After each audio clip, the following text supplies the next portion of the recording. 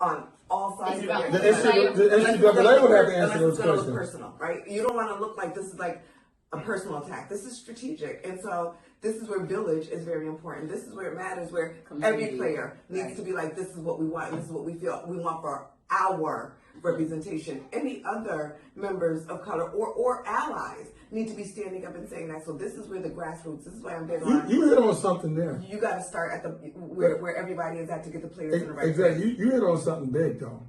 That's why I made mention that the parents should get educated in the process. Because at the end of the day, NCAA it's an illusion of power, right? Because you can always change the rules, right? And you can expand on narrative influence that they have.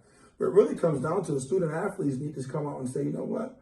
How are you going to tell me who I can talk to and come down to me and negotiate my pro contract? The athletes need to step up. And the parents who are responsible for athletes need to be the ones speaking out against it. Right. Because that's where the change is going to come. Because if you start saying, you know what, I don't like the rule.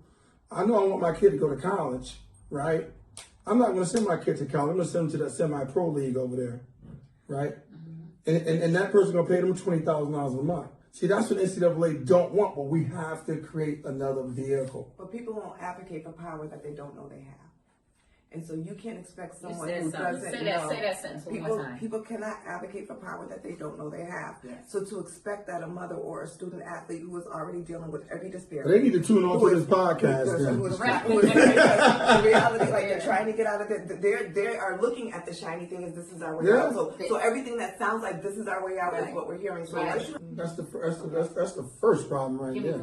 Right? Well, we don't identify with, we don't feel comfortable, and especially civilization has told us, don't feel comfortable being you. Being authentic. Right? So we try to shape our behavior so it can be more acceptable to the Western civilization. In what ways? Can you give examples of when? That side eye. You know what I mean? Could be a gesture of compliment. But try that in the boardroom. That could be a gesture of she felt uncomfortable with what I had to say. Right. When you can just you in the HR. Well, have a sidebar, or try to correct your behavior. Maybe you should have said that a little differently. Or they call it unprofessional. Or when you don't disclose yourself before you get the side eye. Because right, if you look and listen, even on the news, you know, all the media all over, we're always disclosing who we are before we present who we are. This is why I got to do it like this, because you know where I'm from. Just be authentic, and our originality from Africa hasn't been accepted. Will never be accepted. First of all, in this country, right? Accepted.